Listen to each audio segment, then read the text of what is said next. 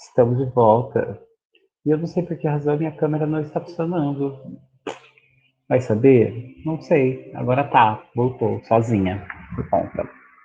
Bom, vamos continuar nossa aula. Eu só preciso colocar meu computador para carregar, porque ele está numa tomada aqui que está dando um contato. E aí, se eu continuar ligado nessa tomada, corre risco no meio da aula ele desligar e me deixar na mão. Então, um segundinho. Calma aí que a gente já volta.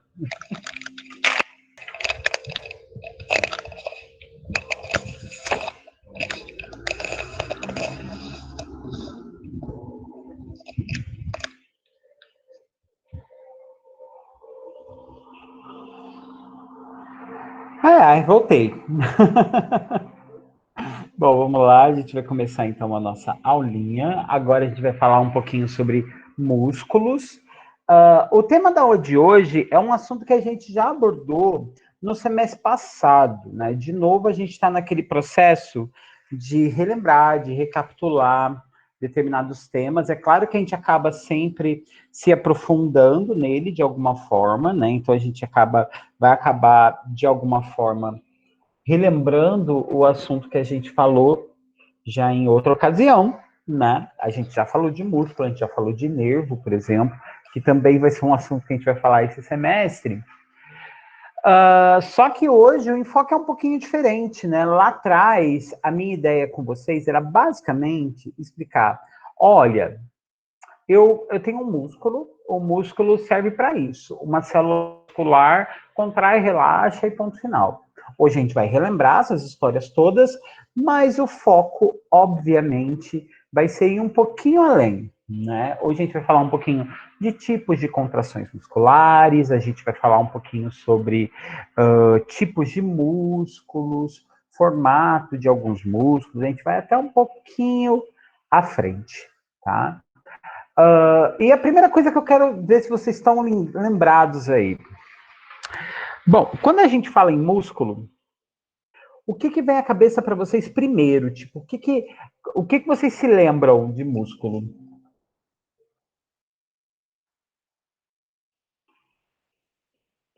E aí? Nada? Não vem nada? Aquele, professor, não lembro. Aquele momento nervoso que a gente fica assim, né? A palavra é músculo? Também ajuda a dar forma. Isso é verdade. Ó, já começamos. É a Dani ou a Ana Carol? Eu sempre confundo a voz das duas, não sei porquê. É a É a Bia. Bia. E quer ver, não é nenhuma Nenhuma das das duas. duas. Eu tô bom, cada dia melhor. Cada dia melhor. Tá bem, tá na hora. Tá tudo bom. Bom, então, esse é o principal, né? Músculo, além de ser responsável por criar movimento, ele é responsável por criar uma outra coisa, que é nada mais, nada menos que dar forma, né? A gente precisa dos músculos para dar formato ao nosso corpo, e sem falar que músculos também têm um papel de proteção para órgãos internos, né? Não tem como a gente imaginar como seria a nossa vida, por exemplo, se a gente não tivesse os músculos abdominais para proteger, por exemplo, os nossos intestinos, né? Eu não consigo imaginar como seria se a gente não tivesse, se a gente só tivesse os ossos do tórax, né? Só as costelas para proteger órgãos como os pulmões e o coração, né? Essencialmente, os músculos também vão exercer esse papel, então, de proteção para a gente, tá? Tá, muito bom. Agora vamos seguir adiante, porque temos mais coisas a fazer, né? O outro tema que é importante a gente ressaltar aqui, né, e que eu não posso deixar passar, é que a gente vai falar inevitavelmente hoje, a gente vai relembrar, hoje a aula, o tema básico vai ser a gente relembrar, né? A gente vai relembrar de tecido muscular, a gente vai relembrar sobre como funciona a contração muscular e como é que essa contração pode contribuir, por exemplo, para fazer o músculo crescer, né? Esses dias atrás eu estava assistindo aquela história, né, zapeando o Instagram, né? Eu tenho o hábito de quando não tem nada para fazer, eu fico assim, né? Só no scroll do Instagram, assim, naquela olhando as fotos e tal. E aí passou pela minha frente, né, um videozinho de um rapaz levantando peso, né, na academia. Ele era profissional do rolê, assim. Ele era halterofilista, aqueles caras que levantam peso mesmo, assim, que competem e tudo mais, né? E esse cara, na competição dele lá, ele estava levantando peso e ele estava também, né, tipo, com o apoio de uma outra pessoa, porque ele sozinho com certeza não faria o que ele fez, né? Mas no final das contas é importante lembrar que o cara, na hora que ele estava levantando peso, o músculo do peito, repito, o músculo do peito simplesmente estourou. Sim, meus amores, o músculo do peitoral do cara estourou, né? Ele é ligado ao ombro, ele rompeu. Nisso que o músculo rompeu, ele veio e fez um monte no meio das costelas. Obviamente ele precisou ser socorrido e tal, porque imagine, né? Romper um músculo numa situação dessa deve doer horrores. E aí ele passou por cirurgia, enfim. É um rolê nervoso. E tudo isso por conta da hipertrofia, né? Ou seja, às vezes a gente faz a hipertrofia muscular, né? A gente vai para academia para ficar fortão, para ficar malhadão, e tudo com uma boa intenção de saúde, mas se isso não for feito da forma correta, e olha que nós estamos falando de um cara que era profissional do rolê, hein? Isso pode fazer até mal, né? Que foi o que aconteceu com esse rapaz, né? O cara acabou fazendo da forma inadequada, pegando peso provavelmente maior do que deveria, e aí veio o prejuízo, né? E hoje a gente vai falar um pouquinho sobre do que o músculo é feito, entre outras coisas. Mas antes da gente começar o nosso rolê, vamos às lembranças, né? Vamos tentar relembrar coisas que a gente já havia estudado. Então, o tecido muscular, nós vamos ter 3 categorias de músculos. Nós vamos ter os músculos lisos, os músculos estriados, que é o que a gente chama também de músculo esquelético, porque são aqueles músculos que estão ligados, né, vinculados aos ossos. É esses que a gente vai estudar com mais profundidade agora, tá? E nós não podemos esquecer do coração, que também é um músculo, né? Como a gente pode perceber, existe uma certa similaridade, existe uma certa semelhança entre o músculo do coração, que é o cardíaco, e o músculo esquelético, que é o estriado, né? Quais são essas semelhanças? As células são todas em formato de cone, né? Ele parece um grande fio comprido, né? E se você notar, eles têm uns risquinhos. Tipo, as células estão todas na horizontal, deitadinhas, e na vertical, cortando elas, elas têm uns risquinhos. Isso faz com que essas células recebam um apelido de células estriadas. E essas células estriadas é tudo por causa da organização de uma substância que tem dentro delas, tá? Que vai dar essa aparência de que parece que ela está toda arriscadinha. Aqui um detalhe importante para se dizer é que nas células que a gente chama de músculos lisos, a gente não vai ver isso com tanta frequência. A mesma substância que cria essas tirinhas na vertical aqui estará presente também nas células dos músculos lisos. Porém, aqui elas vão estar mais desorganizadas. Já já eu vou ter a chance de mostrar isso para vocês. Lembrando aqui que músculo liso, onde que eu vou encontrar, né? Como vocês podem ver aí no desenho, está aparecendo o estômago, o intestino, né? E é em geral aí mesmo que a gente vai encontrar esses músculos. A gente vai encontrar esse tipo de músculo exatamente em locais que a gente não controla a contração. Por exemplo, antes de ter aula às 7 horas, eu jantei, eu comi. Na verdade, eu comi um sanduíche, né? Que na verdade era minha janta. Não deveria, mas hoje foi, né? E eu sei que nesse momento meu estômago está contraindo. Oi? Pior seria se acontece o que tinha dentro do sanduíche. Mas eu não sou nem louco de contar o que tinha dentro do sanduíche, né? Deixa eu morrer com essa vergonha sozinho. E aí o que acontece? Quando você ingere qualquer comida, horas depois, né? Essa comida vai passar pelo estômago e vai passar pelo intestino. E o intestino, o que, que ele vai fazer para percorrer os 9 metros que a gente tem de intestino, né? Bom, para percorrer toda essa distância, esse tubo, que é extremamente estreito, ele vai contrair e relaxar, empurrando essa comida milímetro por milímetro, até ele conseguir percorrer todo o trajeto. Essa contração eu não sinto. É uma coisa que vai estar acontecendo aqui dentro de mim e eu não vou estar reparando nisso, né? Meu corpo não nota a presença disso. Mas esse movimento vai estar acontecendo e vai estar acontecendo graças a esses músculos lisos, tá? Que a gente já vai falar um pouquinho mais a respeito deles. Bom, na verdade a gente vai falar já, né? A primeira coisa que a gente precisa saber, ou melhor, a gente precisa relembrar sobre músculos lisos é o formato dessas células, né? Essas células, como vocês podem ver aqui no desenho, ela tem sempre esse formato de olho, né? Ou esse formato meio de peixinho que a gente chama, né? Se você olhar aqui é uma imagem real dessas células. Ó, vou pegar aqui, vou tentar circular uma só. Ó, se vocês verem aqui, ó, uma só aqui. Vou tentar circular mais uma aqui, ó. Isso aqui é uma célula só, né? Essa bolinha mais escura no meio é o núcleo, né? Que é onde está guardado o DNA dessas células. E isso vai constituir, por exemplo, essa imagem aqui é a parede do nosso estômago, né? O nosso estômago, ele contrai, relaxa, para empurrar o alimento.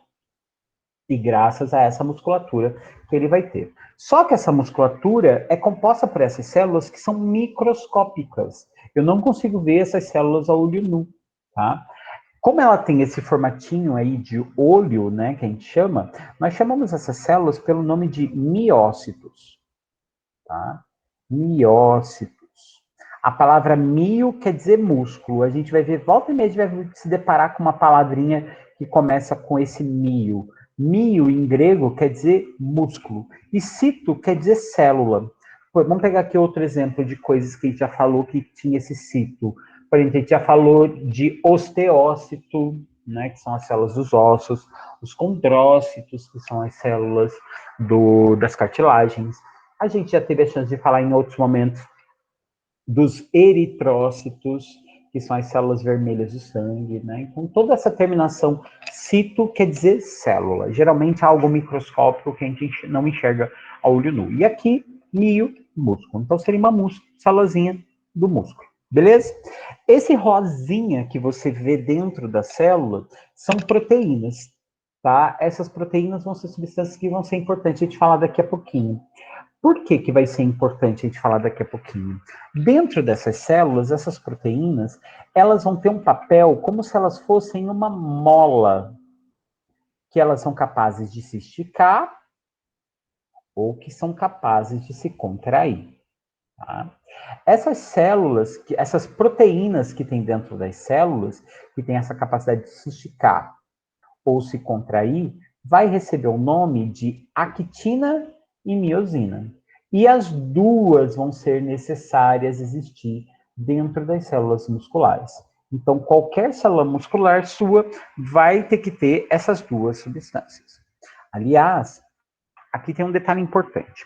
Boa parte do trabalho de alguém que vai para academia, que vai lá, né, malhar e tudo mais, para aumentar a massa muscular, passa pela ideia de que não basta só fazer exercício físico para ficar forte, né? Se você quer músculos grandes, você também vai ter que comer bastante proteínas, né? Por isso é muito comum a gente ouvir falar daquela boa e velha dieta que existe, desculpa o sono, mas que existe dessas pessoas que vão para academia, que é o whey, né? O frango, a batata doce e tudo mais, né? No caso, para você aumentar massa muscular, você vai ter que comer mais proteína. O que justifica, por exemplo, na história de comer frango com batata doce, é o motivo pelo qual a pessoa come o frango, né? Como a gente já estudou no semestre passado, as proteínas são muito comuns nos produtos de origem animal. Então, por isso que é muito comum a galera de academia comer muito ovo, né? Tomar muito leite, comer muita carne. É porque essas são fontes naturais de proteína. Aí fala assim, professor, e a história da batata doce? Onde que entra, né? Bom, aqui o princípio é outro. Para a gente poder fazer uma atividade física, a gente precisa ter combustível, né, no nosso corpo. Eu preciso ter, literalmente, energia para fazer a atividade física. E para eu poder fazer essa atividade física numa boa, durante 1 hora de treino, 40 minutos, essa energia vai vir com a ajuda dos carboidratos. Num carboidrato, eu vou encontrar geralmente o quê? Vou encontrar o principal nutriente vai ser o amido, que dentro do nosso corpo vira glicose, né? Isso a gente viu semestre passado quando a gente falou de digestão. Mas é importante dizer que esse amido que a gente encontra, por exemplo, na batata doce, não é igual o amido que eu encontro no arroz, não é igual o amido que eu vou encontrar na farinha branca, não é igual o amido que eu encontro na batata comum. Por quê? A batata doce, além de ter o amido branco, que é o amigo do que vai dar energia, vai encontrar também na batata doce uma série de fibras que não são digeríveis pelo nosso organismo. O que significa que comer batata doce vai dar mais saciedade para a pessoa, então ela vai comer e vai se sentir satisfeita sem precisar comer quilos disso, ao mesmo tempo que vai ajudar a pessoa a gastar essa energia durante a atividade física, mas não de uma vez, gastar aos pouquinhos. Tá? Nós temos o hábito de dizer que a batata doce, a tapioca também tem isso, ela tem um tipo de amido que o nosso organismo leva mais tempo para absorver.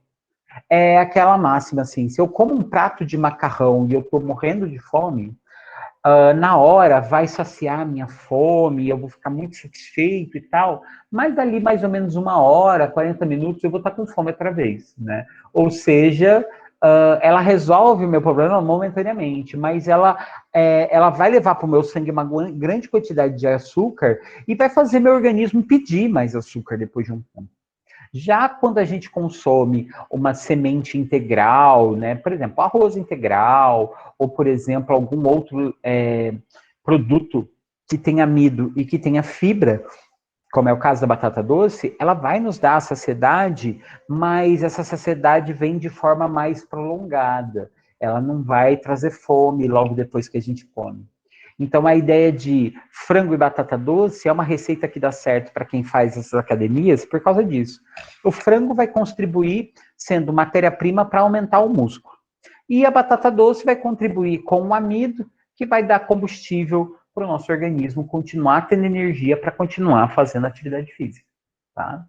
E é graças à composição da tal actina com a tal da miosina é que o nosso músculo consegue esticar e contrair.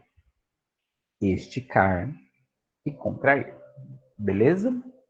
Bom, quando a gente olha uma célula muscular, a gente vai ver sempre essa quitina e essa miosina como sendo essas substâncias que aparecem aqui na imagem, como esses tubinhos mais roxinhos, mais escuros, que é a miosina, e esses fiozinhos vermelhinhos mais fininhos, que é a actina.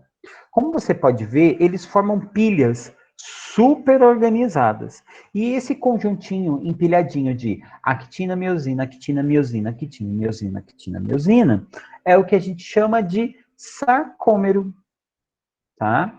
Então, esse conjuntinho quadradinho que está aparecendo aqui em azul, isso aqui é um sarcômero. Vários desses sarcômeros nas nossas fibras musculares que vão estar organizados assim, em fios, né? E aí, quando reúne todos esses fios, tudo junto, a gente tem um músculo, tá? Bom, esses riscadinhos que a gente vê na imagem, né? Aqui, né, dá para ver bem, né, essa parte do riscadinho. Faz com que a gente chame essas fibras musculares de fibras estriadas. A palavra estriada aqui, ele quer dizer isso, né? Algo que é riscadinho, né? E como vocês podem ver, essa célula, ela é super comprida. Ela começa e vai embora, né? Ela vai ser uma célula super longa, toda riscadinha. E cada pedacinho desse riscadinho dela aqui, ó, cada pedacinho aqui é um conjunto desses de actina, miosina, actina, miosina. Olha aqui o riscadinho, ó. Cada riscadinho desse é um conjunto de actina e miosina bem organizado. Quanto mais dessa organização de fibras eu tenho, mais forte é o músculo e mais força é a nossa capacidade de fazer a contração muscular. Aqui eu tenho uma imagem de como é que acontece essa contração muscular. Bom, a do meio aqui mais grossa é a actina, a miosina, né, que é o que a gente chama de filamento espesso ou filamento vermelho. E nós temos o fininho, que fica aqui, ó, na bordinha, que é a actina ou filamento branco. O que acontece quando o músculo contrai? Quando o músculo contrai, a actina sobe por cima da miosina, subindo como se você estivesse embaralhando, juntando duas porções de cartas de baralho. Você pega ali, ó, e junta as duas. Isso é uma contração muscular. Aqui nessa imagem a gente consegue ver com mais tranquilidade, ó. Aqui é uma foto real. Como vocês podem ver, ó, aqui tem as faixinhas brancas, né? E essas faixinhas brancas seriam esses espaços aqui, ó. Isso aqui é um espaço branco, né? Enquanto esse aqui seria um espaço que está mais escuro, porque tem as duas, né? Uma por cima da outra. Quando você faz a contração, uma sobe por cima da outra. Olha como o espaço branco aqui, ó, que está super largo, ele vai ficar super estreitinho, né? O que aconteceu é que uma proteína subiu por cima da outra, né? Então, a contração muscular ela vai acontecer desta forma. Quando a proteína sobe uma por cima da outra. É basicamente isso que acontece quando um par de músculos se contrai, beleza? Bom, quando a gente faz a contração muscular, agora a gente vai pensar no músculo como um todo, como o músculo do braço e tudo mais, nós vamos ter sempre dois tipos de contração acontecendo. Nós temos sempre a contração que a gente chama de isotônica, e nós vamos ter também as contrações do tipo isométrica. Um bom jeito da gente pensar isso seria assim, ó. Por exemplo, se vocês estão vendo aí a câmera, vocês devem estar vendo eu segurando um copo.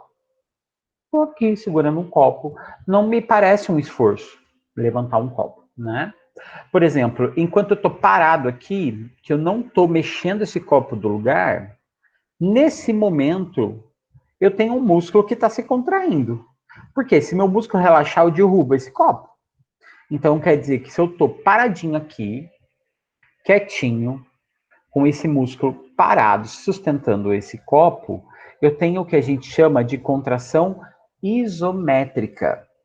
Ou seja, é o meu músculo que está se contraindo, sim, mas apenas o suficiente para sustentar o peso de alguma coisa. Por exemplo, eu estou aqui pegar alguma coisa mais pesada, essa garrafa d'água, né, que deve estar aqui no meu colo, provavelmente deve estar, vocês devem estar vendo nessa imagem. Nesse momento, para eu sustentar essa garrafa d'água, equilibrá-la no meu braço, obviamente eu estou fazendo uma força, mas essa força não está gerando nenhum tipo de movimento, ela está simplesmente parada. Neste caso, a contração que meu músculo está fazendo apenas para sustentar alguma coisa é o que a gente chama de contração isométrica. É uma contração que não tem a finalidade de gerar movimento, é simplesmente para garantir que um objeto fique suspenso ou simplesmente fique ali esforçado, né? Ele apenas ali vai estar concentrado. Por exemplo, se eu paro de pé em algum lugar, o simples fato de eu parar de pé, eu tenho um monte de músculos trabalhando de forma isométrica. Por quê? Se esses músculos relaxarem, eu caio, né? Eu me desmonto sozinho. Mas quem que está mandando esses músculos contraírem? O meu cérebro. Né? O cérebro está mandando esses músculos contraírem para que eu possa ficar ali de pé. Por exemplo, uma das coisas que eu não sei se vocês já passaram, eu já passei, de, por exemplo, você vai para uma festa, aí você vai com alguns amigos e algum deles sempre dá PT, isso quando o amigo não é você mesmo, né? Aí você vai lá e tal, e você tem que socorrer o seu amigo, que tá lá desmaiado, tá lá caído no bueiro, né? Depois de ouvir muito Bruno e Marrone e Barões da Pisadinha, o cara tá lá largado, né? Destruído pela ação da cachaça, da marvada. Pode ter certeza que para levantar esse corpo do chão vai ser muito difícil. Razão: o corpo vai estar todo relaxado. E como qualquer corpo relaxado, não tem tônus muscular ali, né? Ele está todo solto. Agora, se a pessoa estiver levemente consciente, numa situação dessa, a pessoa caiu, sei lá, bateu a cabeça, mas acordou, você conversou com ela. Se você for apenas apoiá-la para levantar, as coisas ficam muito mais fáceis. Mesmo que você tenha que suportar o peso da pessoa nas costas, né, para levantá-la. Por quê? Quando a pessoa tem uma contração isométrica, essa contração auxilia a retirar a sensação de peso, né? Então fica muito mais fácil levantar uma pessoa que está consciente do que uma pessoa que está plenamente inconsciente. Alguém tem alguma dúvida sobre o que é a contração isométrica, gente?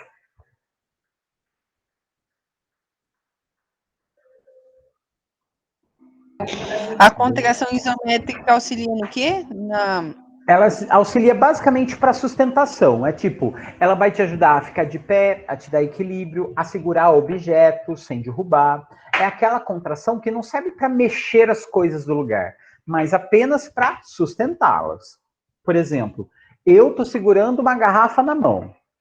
Ela está parada. A minha mão está parada segurando ela aqui. Então, isso é uma contração. A contração que meu braço está fazendo para segurar ela no ar é uma contração isométrica. É uma contração que o músculo faz que não gera movimento. Agora, nós temos o que a gente chama de contrações isotônicas. As contrações isotônicas são aquelas que envolvem movimento. Por exemplo, eu estou aqui segurando essa garrafa. Se eu quiser levantar essa garrafa, ou seja, a garrafa estava aqui, agora ela está aqui, isso significa que para o meu corpo existe uma força sendo feita. No caso, quando a força está sendo feita para contrair o músculo, para aproximar ela do seu corpo, isso aqui é o que a gente chama de contração concêntrica. Agora, se a contração que você faz é para afastar, é aquela, né? Eu estou contraindo simplesmente para ele ir devagarzinho para lá, né? Isso aqui é uma contração excêntrica. Então, olha só que coisa interessante. Só sustentar no ar é uma contração isométrica. Subir ou baixar, aí eu estou fazendo uma contração que vai além da isométrica. É uma contração necessária para gerar movimento. Aí eu chamo ela de isotônica. Tá? No caso da isotônica, a questão é a seguinte. Toda contração isotônica ela poderá ser excêntrica ou concêntrica. A excêntrica, ela funciona o seguinte. Quando você contrai o músculo, ela faz o objeto acelerar. Como assim? Ó, o movimento que ele está fazendo ali, ó. Ele estava com o halter para baixo e aí ele vai subir para cima. Ele contraiu e o objeto se moveu mais rápido. Então, como ele contraiu e moveu o objeto de forma mais rápida, isso aí é uma força concêntrica para acelerar, é uma força para gerar movimentos mais rápidos. Agora, se eu estou segurando aqui e eu quero descer, e, por exemplo, eu posso soltar o objeto e ele cair, mas eu não quero soltar a garrafa e que ele caia de uma vez, eu quero que ele vá devagarzinho. Nesse caso, se é uma força que vai freando o movimento, a gente chama ela de força excêntrica. Tudo bem até aqui? Aliás, a maior parte das atividades físicas feitas em academia, preocupadas na hipertrofia, ela é sempre focada nas forças excêntricas, ou seja, você pode até levantar o peso rápido, mas é na descida que você tem que descer devagarzinho para que seu músculo comece a fazer força e possa crescer. Beleza? Alguém tem alguma dúvida?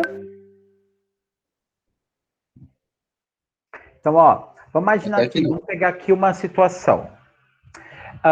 Eu estou de pé e eu vou dobrar o meu joelho para pegar um objeto que caiu no chão. Eu vou assim, descer de pé, né? Eu vou descer assim, ajoelhando para pegar um objeto no chão. essa contração que eu faço, ajoelhando rapidinho, para baixar, isso seria uma contração muscular concêntrica ou excêntrica? Concêntrica? Concêntrica, né? Porque eu faço ela de uma vez. Eu estou indo a favor do movimento, né? Eu contraio a minha coxa de uma vez para poder ir descendo.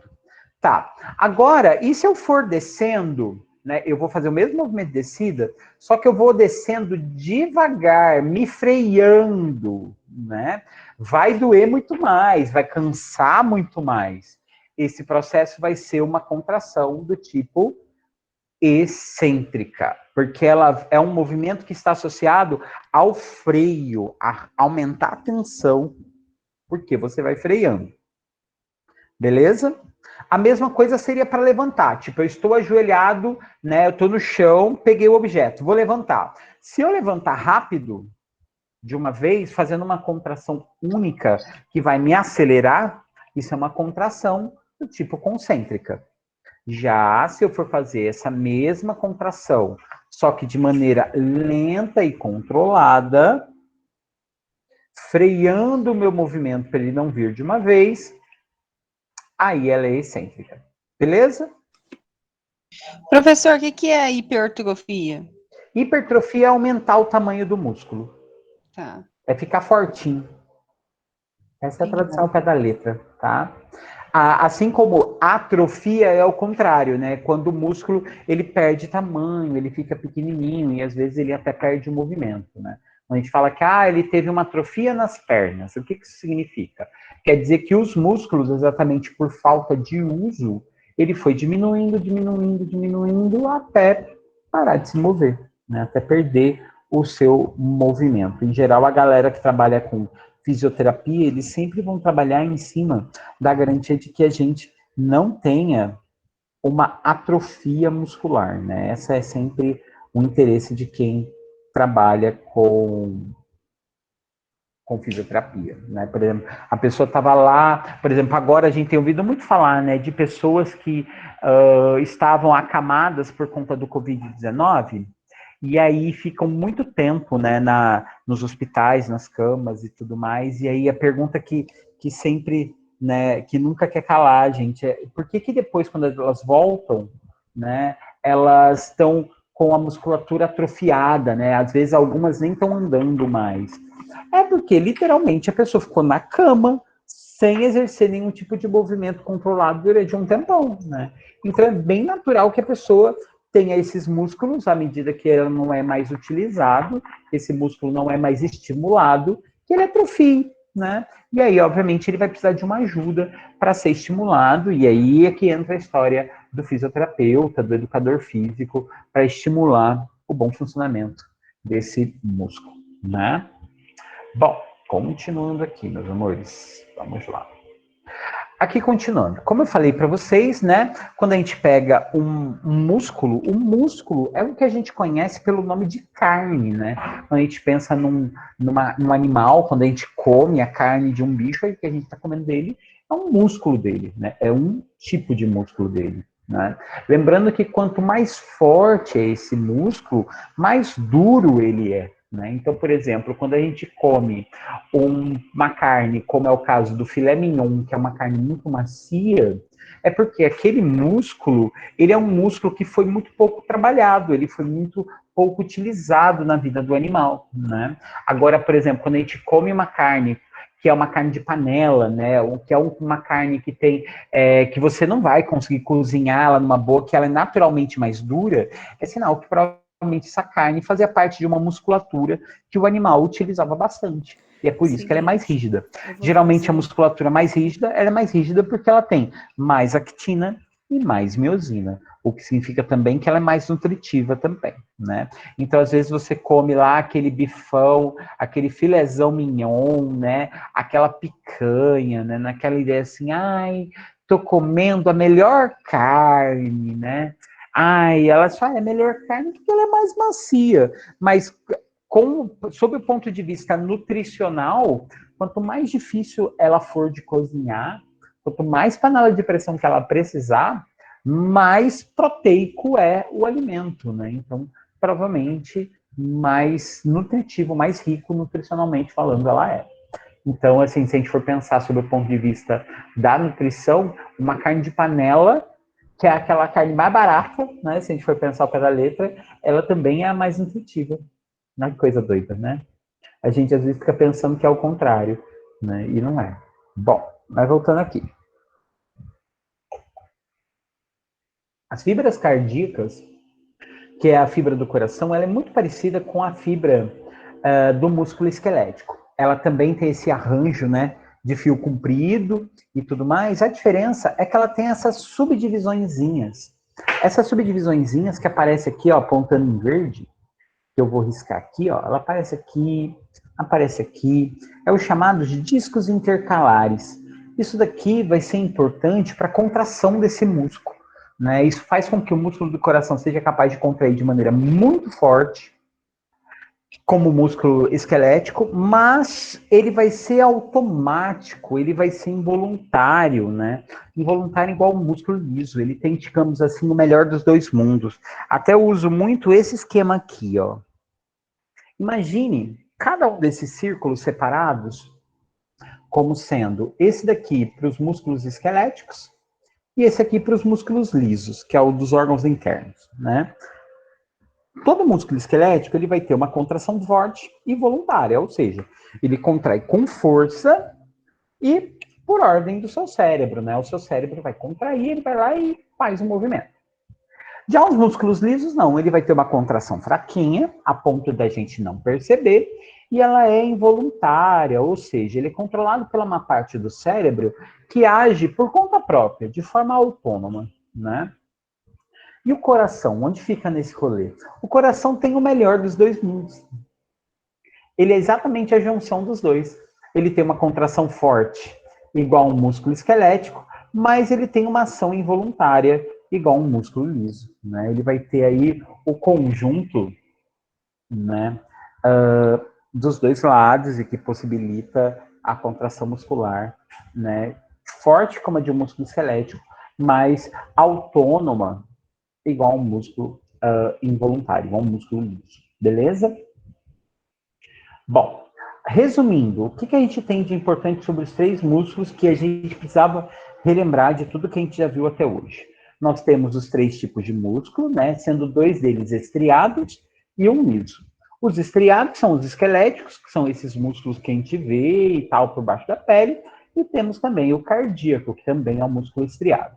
Músculo estriado esquelético é contração forte, todos eles estão ligados aos ossos, e todos eles são voluntários, ou seja, se movem sob comando do cérebro.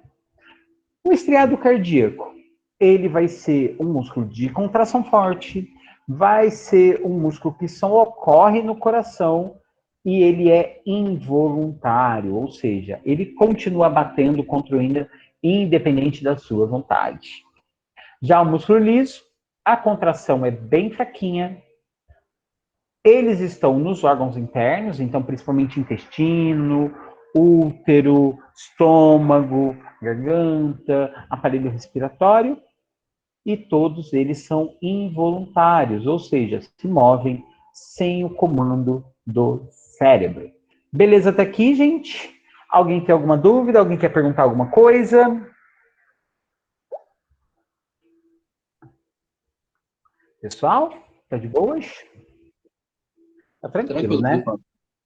Por enquanto, é meio que isso aqui que a gente falou até agora era meio que só para relembrar mesmo, né? Eu não trouxe aqui até agora nenhuma novidade, digamos assim, né? Tudo que eu apresentei até agora nesse momento para vocês foi assunto que a gente já viu, né? Foram assuntos que a gente já estudou, foram assuntos que a gente de alguma forma já abordou, então não teve aqui nenhuma grande, né, novidade, tá? Ainda vai ter aqui alguns assuntos que a gente vai falar ainda hoje, né, que tem a ver com a contração muscular, a gente vai relembrar da parte bioquímica, né, da questão da energia e tal, da cãibra também, a gente ainda vai falar hoje, mas como vocês podem ver, hoje a gente vai, assim, bem navegar, assim, na coisa do básico, nada muito absurdo, tá? Porque o mais pesado mesmo vai vir provavelmente na aula que vem, tá? Lembrando que na aula que vem, na aula da semana que vem, a gente vai falar um pouquinho sobre as doenças musculares, tá? E a gente vai falar de anatomia muscular também, beleza? Bom, mas vamos continuar aqui na parte em que a gente vai continuando falando aqui da questão da fisiologia do músculo. Bom, como eu falei para vocês agora há pouco, os músculos esqueléticos, né, ele é super organizado por dentro. Essa organização passa principalmente pela parte do que a gente chama de sarcômero, né? O que seria o sarcômero? São pequenos conjuntos desses filamentos, dessas fibras, né? Sendo que elas são compostas basicamente por duas proteínas. A actina, que é essa fibrinha mais fininha, e a miosina, que é essa fibra mais grossona. Quando a gente se contrai, esse sarcômero, ele encolhe de tamanho. E ele encolhe de tamanho por quê? Porque a actina sobe por cima da miosina e acaba ocupando um menor espaço, ou seja, realmente tem essa sensação de que encolheu como se fosse uma mola pressionada, tá? Aqui tem aquela questão que é importante falar, a célula de músculo liso a gente chama de miócito, e as células de músculos que são estriados, como é o caso do coração e no caso dos músculos esqueléticos, por causa desse formato, né, de células cilíndricas e compridas, muito compridas, a gente chama elas de fibras musculares. Então, quando vocês ouvirem o termo fibra muscular, lembre-se sempre que a gente está falando de células esqueléticas ou células cardíacas, beleza? Bom, aqui chegamos à boa e velha carne, né? Aquela carne que a gente chama de músculo, na verdade, é apenas um tipo de músculo da carne do bicho, né? E cada vez que a gente desfia uma carne, e olha só, isso é hora para eu mostrar uma imagem dessa, né? Cada vez que eu desfio uma carne dessa, cada fiozinho daquele é um conjuntinho de fibra muscular, tá? Então, cada fiozinho daquele mais delicadinho da carne desfiada vai ser basicamente uma célula, tá? Então, sempre pense assim, aquele fiozinho do músculo que você está comendo lá da carne que você está desfiando, no seu músculo, se eu cozinhasse, ia acontecer exatamente a mesma coisa. A gente também ia conseguir desfiar e soltar um fiozinho daquele. Aliás, eu não sei se isso é um tipo de comentário interessante, mas é uma daquelas curiosidades que vale a pena. Esses tempos atrás, eu estava lendo um livro, que é um livro sobre serial killers, né? Serial killers são aquelas pessoas que que matam pessoas em série, né? Eles usam um tema e eles matam em série. Tem uma moça aqui no Brasil, o nome dela é Ilana Casoy. A Ilana Casoy, ela é filha do cara lá do Boris Casoy, lá, que é um jornalista importante, foi jornalista da SBT por muitos anos, acho que agora ele está na Band, enfim. A Ilana Casoy, ela é jornalista também, e ela se especializou em estudar casos de serial killers. E eu estava lendo o livro dela, e o livro dela é interessantíssimo, eu super recomendo. É um livro que você acha até para baixar na internet e tudo mais, é um livro baratinho, então super vale a pena você procurar o livro da Ilana Casoy. É um livro que ela conta a história de alguns serial killers, e ela conta, acho que 2 ou 3 casos de caras que tinham um comportamento canibal. Ou seja, ele matava a vítima e ele acabava comendo um pedaço da vítima, né? E o comentário se eu não me engano, de 2 deles até, se eu não estou enganado, era de que a carne humana, ela era uma carne dura, ela não era uma carne macia. E que o gosto dela, né, dessa carne depois de feita e tal, ela era semelhante ao gosto e à textura que a gente encontra na carne de porco. Olha que coisa doida, né? A gente comendo carne de porco por aí e imaginando que se a gente comer a carne humana não seria muito diferente da carne de porco, né? A ideia da carne humana ser dura até dá para entender, porque dependendo da idade da vítima e obviamente, de que parte, de que músculo que a pessoa coletou a amostra para fabricar a comida, digamos assim, né? Se a gente considerar esse caso bizarro de canibalismo, o músculo realmente vai ser duro, né? Não tem como não ser, né? E outra coisa, que era um relato bem interessante desses casos nesse livro, era que existia um relato de que a carne humana, além de ser dura, ela era gordurosa. Ou seja, não devia ser muito agradável, né, comer carne humana, né? O que torna a coisa ainda mais bizarra quando a gente imagina alguém comendo a carne de um ser humano, né? Porque não basta ela não ser gostosa, dela não ser apetitosa, ela ainda é gordurosa, né? Então ela não seria nem recomendada, né, para as dietas de quem tem colesterol alto. Então, por favor, se você tem um colesterol alto, se você tem problemas de saúde, evite comer carne humana. Isso é uma recomendação do seu professor de enfermagem, tá? Não se esqueça. Bom, seguindo aqui adiante. Já que a gente está nessa parte sanguinolenta, né? Vamos comentar um pouquinho sobre duas coisas interessantes. A primeira, a diferença clássica entre a carne branca e a carne vermelha, né? A gente vê muitas histórias de pessoas que param de comer carne vermelha porque ela associa comer carne vermelha à morte de um animal. Porque ele associa a carne vermelha ao sangue. E aqui vai o meu primeiro comentário importante. Aquela água vermelha que sai da carne mal passada, que a gente come no churrasco e tudo mais, aquilo não é sangue. Tá?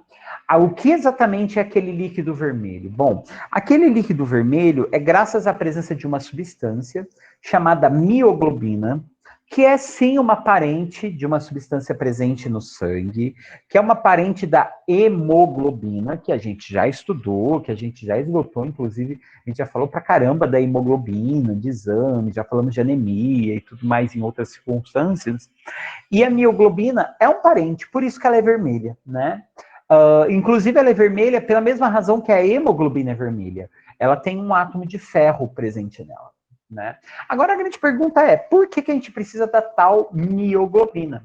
A mioglobina é uma substância que é capaz de fixar o oxigênio que a gente respira no músculo. E, obviamente, isso é muito interessante. Por quê? O músculo vai precisar de oxigênio para gerar energia. E esse oxigênio nem sempre está disponível. Então, o que ele faz? Ele captura esse oxigênio e estoca lá, na forma da ajuda da mioglobina. Tá? Então, a mioglobina está lá presente na carne vermelha, exatamente para ajudar a fixar oxigênio lá. Na carne branca, como o caso da carne de frango, como é a carne do peixe, como é a carne de porco e tudo mais, a gente vai ter menos mioglobina. Por isso que ela tem essa aparência esbranquiçada. Mas também é importante dizer que tem mioglobina. Tá? Ela vai ter menos. Eu não sei se vocês já comeram carne de pássaros silvestres, por exemplo. Aqui no interior, na época quando estava tendo muito plantio de cana, era muito comum praga na lavoura, né, por conta da cana, que era da pomba amargosa, né, que eles chamam. É uma espécie de pomba que ela, ao invés de atacar as cidades, ela vive, né, nesses canaviais. E como ela estava se proliferando muito, ela estava desequilibrando o ecossistema, várias prefeituras aqui do interior liberou a caça para o consumo próprio dessas pombas, né, que eram silvestres. Enfim, meu pai uma vez foi fazer uma caça dessa, né, e trouxe para casa, sei lá, algo em torno de 2 quilos, 1,5 kg desse tipo de carne, de pomba amargosa, e minha mãe, quando foi limpar a carne, disse uma coisa que eu nunca mais me esqueci. Era uma ave de carne vermelha, né? E a grande questão é, o que tinha de diferente na carne desse pássaro, né? Mioglobina. A mioglobina presente na musculatura desta ave é o que faz com que ela tenha energia suficiente para voar, que ela tenha força suficiente para conseguir arrastar folhas para montar seus ninhos e tudo mais. Diferente, por exemplo, de um frango de granja, né? Como a gente sabe, um frango de granja, ele vai ser criado num espaço fechado e ele vai fazer o menor esforço físico possível, né? Ele não vai fazer atividade física ali naquele espaço dele. E como ele não faz atividade física, ele acaba não estocando mioglobina no músculo. E como ele não estoca mioglobina no músculo, adivinha, a carne fica mais branca, né? É mais ou menos como comparar, por exemplo, a carne da galinha de um frango que a gente compra de granja e uma galinha caipira, né? A galinha caipira, ela vai ser uma carne mais dura, ela vai ser uma carne mais escura, e ela é escura por causa da mioglobina, né? E ela vai ter uma carne muito mais cheia de gordura, né? Razão, exatamente porque é um animal que faz mais atividade física. Então, se ele faz mais atividade física, vai ter mais mioglobina. Entenderam? Alguém tem alguma pergunta?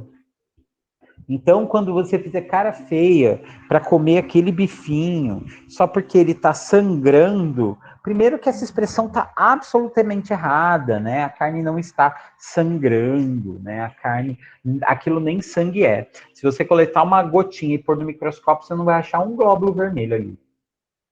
Beleza? Alguém tem alguma perguntinha?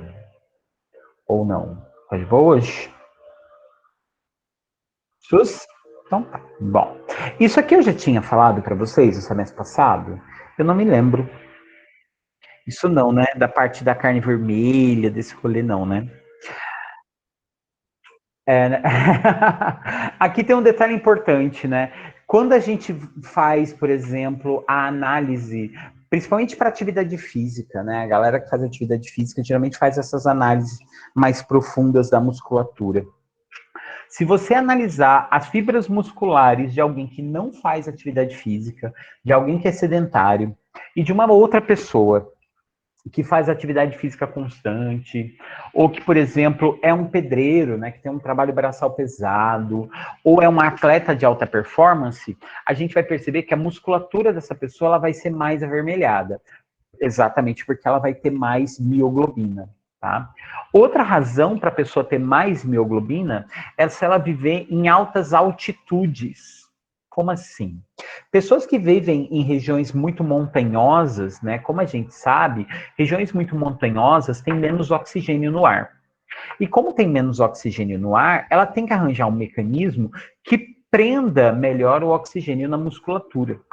É por isso que muitas vezes, quando os jogadores de futebol vão jogar, por exemplo, eles estão acostumados a jogar no nível do mar, estão acostumados a jogar aqui Rio de Janeiro, São Paulo, as outras capitais brasileiras que são geralmente à beira-mar, e aí eles vão jogar na Bolívia, né, em La Paz, que é uma das cidades mais altas do mundo, né?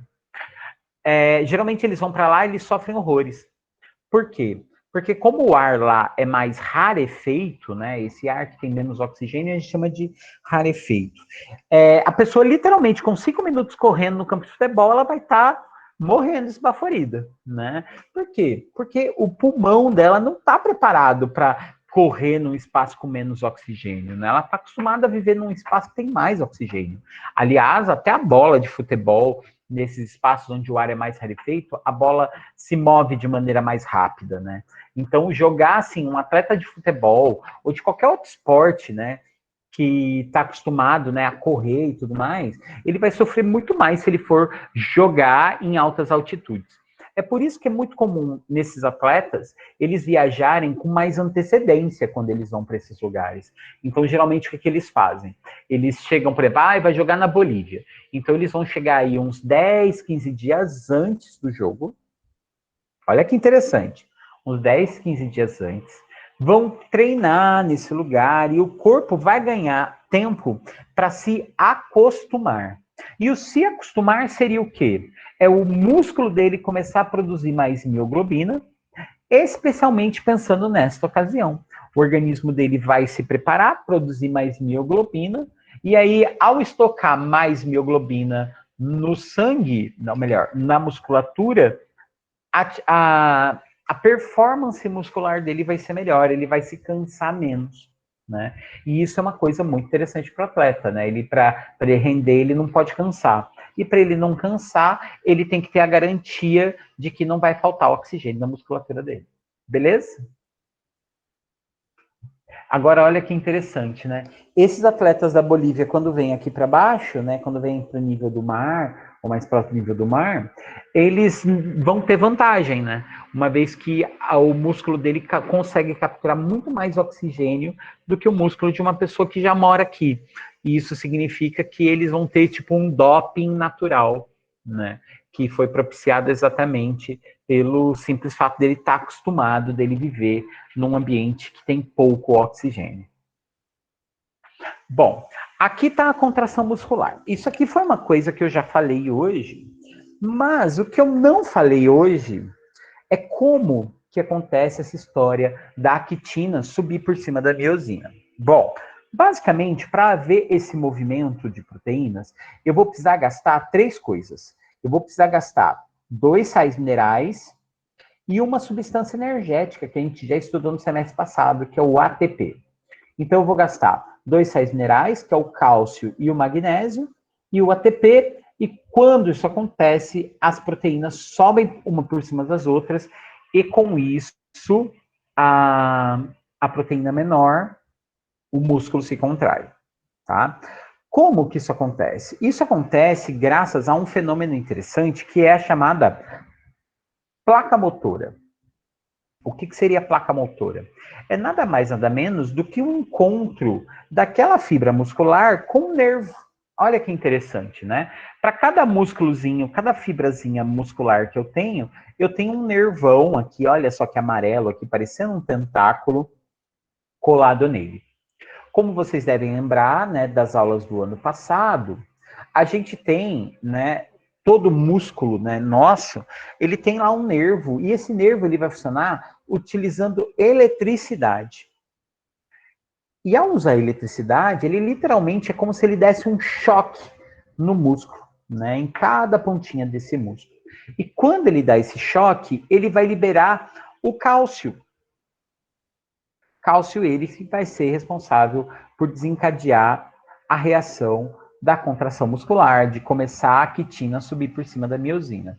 E isso vai fazer também com que a célula gaste ATP. Principalmente porque nessa área existe uma substância que a gente chama elas pelo nome de neurotransmissores, chamado principalmente acetilcolina, que vai ser responsável por garantir que o músculo contraia. Então, assim, para que o músculo contraia, vai haver uma sequência de passos para a gente obedecer. Vem lá do cérebro a informação para o músculo X contrair.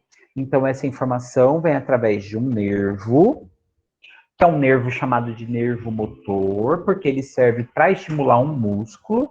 Esse nervo motor chega e dá um choque ali naquele músculo. Nesse choque, ele vai liberar cálcio e vai fazer o músculo gastar ATP. E nesse momento, esse mesmo neurônio vai gastar uma substância chamada de acetilcolina.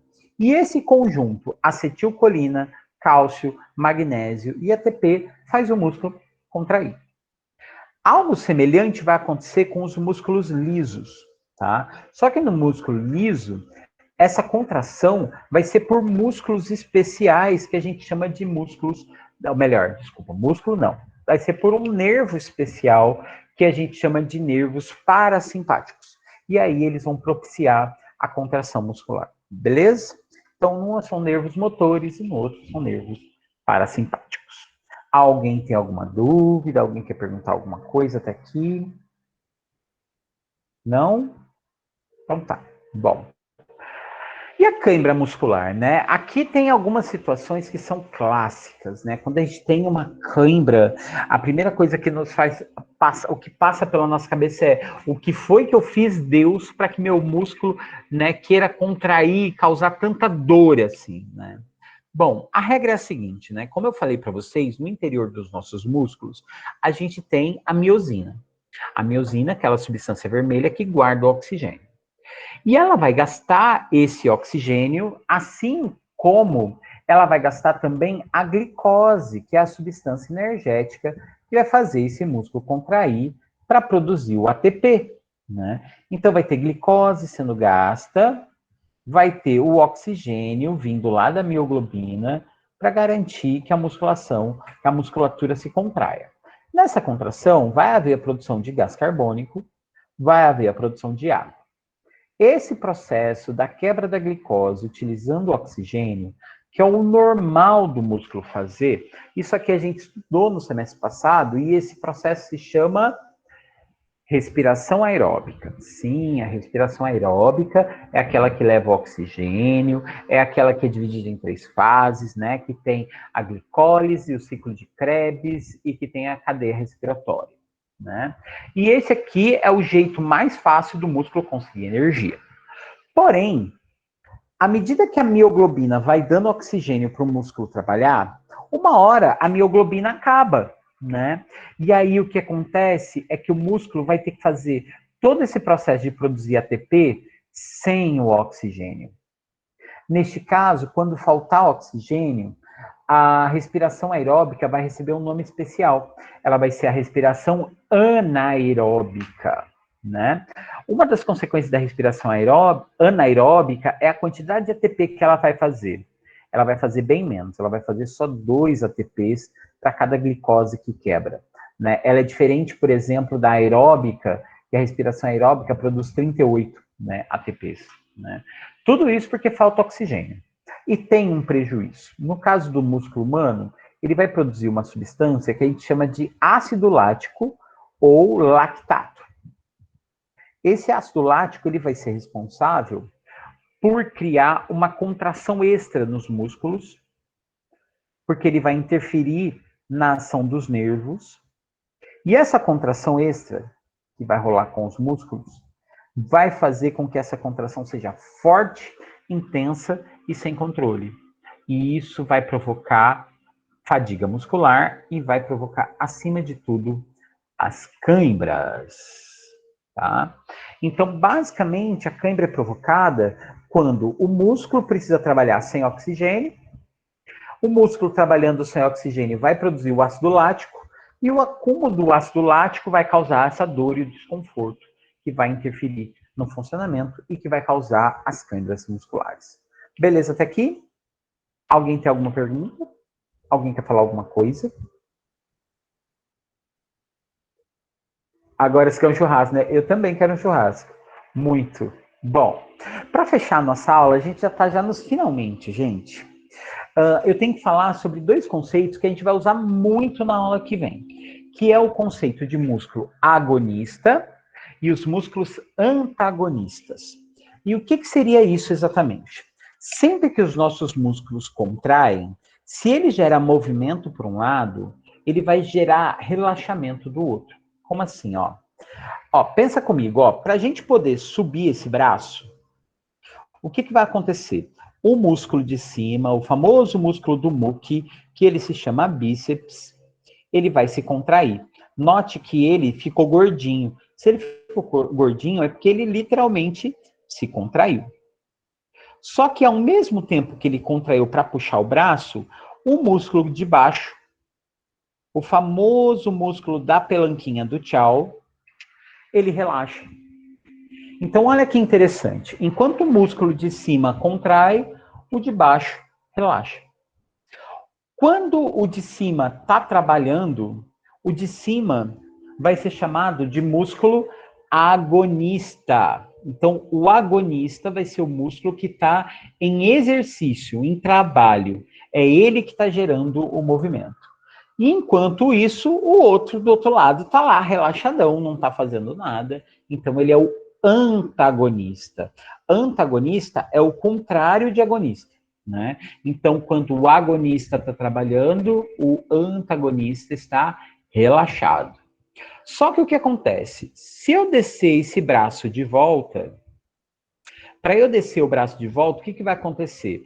O músculo que fica na parte de baixo do braço, que é o tríceps, que é o músculozinho da pelanquinha do tchau, né?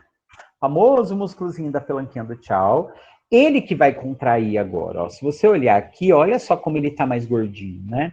Esse músculozinho de baixo. Então, ele que contraiu. Ao ele contrair, ele esticou o braço. Nesse momento, o tríceps passa a ser o agonista, porque é ele que está trabalhando. Enquanto isso, o bíceps do lado de cima, o muquezinho, está relaxado. Então, quer dizer que ele é o antagonista nesse caso. Tá? Então, é sempre assim, quando um é agonista, o outro é o antagonista. Então, movimentos opostos vão fazer com que músculos diferentes sejam trabalhados, beleza? Sendo sempre um agonista, que é o gerador de movimento, e o antagonista, que é aquele que vai fazer o movimento contrário. Eu trouxe mais um caso aqui, mas a gente vai ter a chance de explorar isso mais em detalhes na aula que vem. Aqui, como eu havia comentado com vocês na aula hoje mais cedo, a gente vai dar aqui só digamos assim, só uma pinceladinha de leve sobre o assunto da anatomia, que a gente vai falar bastante na aula que vem, né? Como a gente sabe, a anatomia estuda o formato e o nome das estruturas. E a primeira coisa que a gente precisa aprender são as partes principais que o músculo vai ter. Em geral, a gente tem assim, ó, o corpo do músculo, a parte gordinha desse músculo, ele vai ser chamado de ventre. É ele que a gente conhece como carne. É ele que a gente come no churrasco, né? É o ventre do músculo, tá? É a barriguinha do músculo, tá? Lembrando que as duas extremidades dos músculos, as duas, tanto para um lado quanto para o outro, eles vão ser responsáveis pelo que a gente chama de tendão. Por quê? É onde o músculo se liga com o osso. Lembre-se sempre disso. Se o músculo se liga diretamente com o osso, ele vai se ligar através de um tendão. Lembre-se também que na aula passada a gente falou muito sobre o termo ligamento. Ligamento é uma ligação de um osso com outro osso, né? Aí a gente tem um ligamento. Quando a gente tem um músculo se ligando a um osso, a gente tem então um tendão. Tá? É sempre a parte do ventre que vai se contrair, sempre. Tá? E quando ele se contrai, tem uma parte que nunca vai sair do lugar, enquanto que a outra parte vai se mover. A parte que é fixa, aquela que nunca sai do lugar, a gente chama de origem do músculo. Tá? Então tenham sempre em mente isso, que a parte do músculo que está sempre parada é a origem dele. Por exemplo, aqui, esse músculo aqui é o bíceps, né? Quando a gente move esse músculo, quando contrai, o que vai acontecer? Ele vai puxar o braço aqui para cima, né? Igual a gente estava falando agora há pouco, ó. Quando esse músculo contrai, ele puxa esse braço aqui para cima, né? Mas a parte do ombro fica paradinha. Então, essa parte do ombro aqui, ele vai ser chamado de origem do músculo, enquanto que a parte de baixo, ele vai ser só o tendão, né? O tendão que vai arrastar o osso e vai fazer ele mover, beleza? Bom, como vocês podem ver aí nesse último desenho, esse desenho que está aí do lado, ele traz vários formatos diferentes, né? Para os músculos que existem no corpo humano, né? E esses músculos, essa diferença de formatos, vão ser muito, mas muito importante para a gente poder classificar os músculos, tá?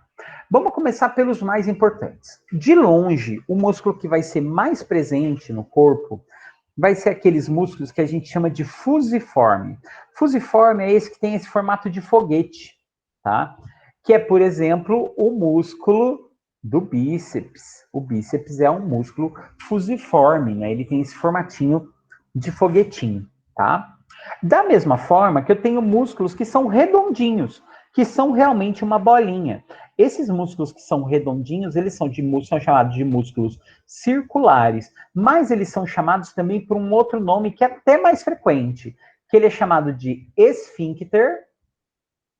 Fiquem atentos a esse nome.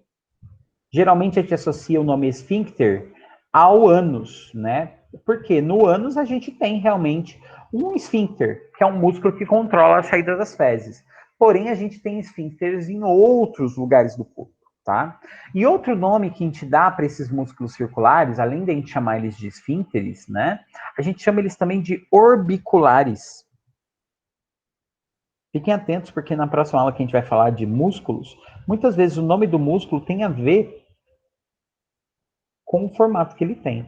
Por exemplo, a gente tem um músculo orbicular da boca, que é esse que está mostrando ali, que é um músculo que literalmente tem um formato de uma roda que faz o contorno da boca.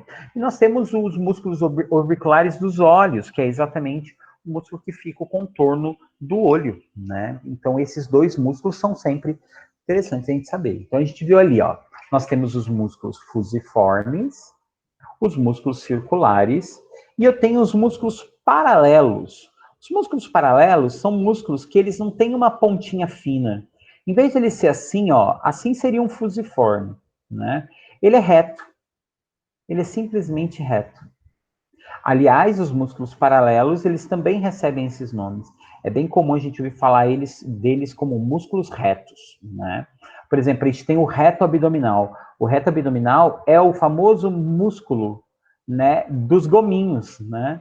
E a gente imagina que cada gominho é um músculo diferente. E na verdade não, ele é um músculo que começa aqui embaixo, ele sobe, ele é um músculo só. É um músculo na direita e um músculo na esquerda. E ele é um retão, né?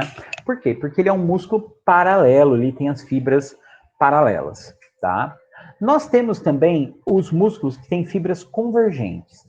Convergente seria essas que elas se abrem como se fosse um leque, tá? Então ele vai ter essa abertura aqui, né? Ele vai ter uma parte principal e aí ele vai se abrir. O do peitoral é um caso de um músculo que é assim, né? É um músculo convergente, ele tem essa aparência, vai se abrir como se fosse realmente um leque, tá?